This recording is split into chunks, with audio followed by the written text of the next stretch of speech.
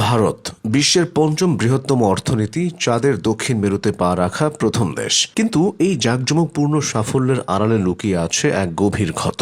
ভারতের এমন কিছু রাজ্য বা অঞ্চল আছে যেখানে জাতীয় পতাকা ওড়ানোর জন্য আজও সেনাবাহিনীকে পাহারা দিতে হয়। কোথাও দাবি আলাদা দেশের, কোথাও দাবি আলাদা সংবিধানের, আবার কোথাও চলছে রাষ্ট্রের বিরুদ্ধে সশস্ত্র সংগ্রাম। কাশ্মীরের পাহাড় থেকে মণিপুরের জঙ্গল, ভারতের বেশ কিছু প্রান্ত মাঝে মধ্যেই উত্তাল হয়ে ওঠে আজাদি বা স্বায়ত্ত শাসনের দাবিতে।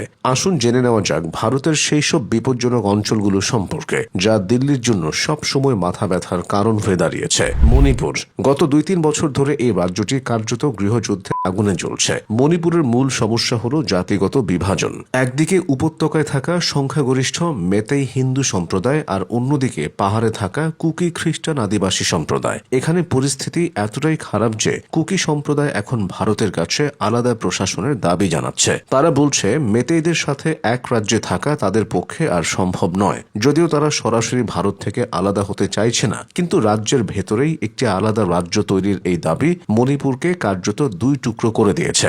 নাগাল্যান্ড মণিপুরের ঠিক পাশে আছে নাগাল্যান্ড। এখানকার বিদ্রোহী গোষ্ঠী NSCN-IM দশকের পর দশক ধরে ভারতের বিরুদ্ধে লড়াই করছে। তাদের দাবি হল গ্রেটার নাগালিম। তারা শুধু বর্তমান নাগাল্যান্ড নিয়েই সন্তুষ্ট নয়, তারা চায় আসাম, মণিপুর এবং অরুণাচল প্রদেশের নাগা অধ্যুষিত এলাকাগুলো নিয়ে একটি স্বাধীন বা স্বায়ত্তশাসিত দেশ গড়তে।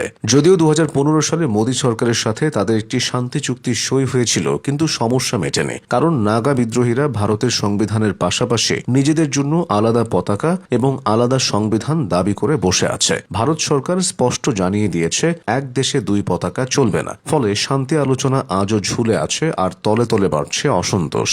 মিজোরাম ও মেঘালয় মাঝে মাঝে সীমানা বিরোধ এবং বহিরাগত বিরোধী আন্দোলনে উত্তাল হয় এই রাজ্যগুলো। এখানকার মানুষের নৃতাত্ত্বিক পরিচয় মূল ভারতের চেয়ে আলাদা হওয়ায় দিল্লির সাথে মানসিক দূরত্ব থেকেই যাচ্ছে। পাঞ্জাব 80-র দশকে যে আগুন নিভে গিয়েছিল বলে ভাবা হয়েছিল তা আবার জ্বলে উঠছে। পাঞ্জাবের মাটিতে এখন বড় কোনো সন্ত্রাসবাদী কার্যকলাপ নেই ঠিকই, কিন্তু বিপদ লুকিয়ে আছে বাইরে। কানাডা, আমেরিকা এবং ব্রিটেনে বসে শিখ ফর জাস্টিসের মতো সংগঠনগুলো ভারত বিরোধী প্রচার চালাচ্ছে। গোয়েন্দা রিপোর্ট অনুযায়ী পাকিস্তান এবং বিদেশের মাটি থেকে এই আন্দোলনে ক্রমাগত অর্থ ও সামরিক সরঞ্জাম যোগান দেওয়া হচ্ছে। পাঞ্জাব একটি সমৃদ্ধ রাজ্য এবং সীমান্তের ওপারে পাকিস্তান থাকায় এখানকার যে কোনো ছোট আন্দোলনও ভারতের জাতীয় নিরাপত্তার জন্য বিরাট হুমকি। মাওবাদী করিডোর বা রেড করিডোর। বিচ্ছিন্নতাবাদ শুধু জাতিগত হয় না, আদর্শগত হতে পারে। ছত্তিশগড়, ঝাড়খণ্ড, মহারাষ্ট্রের কিছু অংশ এবং ওড়িশার জঙ্গল ঘেরা অঞ্চলে মাওবাদীরা আজও সক্রিয়। তারা ভারতকে সংসদীয় গণতন্ত্র মুক্ত করে কমিউনিস্ট রাষ্ট্র বানাতে চায়। তারা ভারতের বাইরে যেতে চায় না, কিন্তু বর্তমান রাষ্ট্র ব্যবস্থাকেই মানতে নারাজ।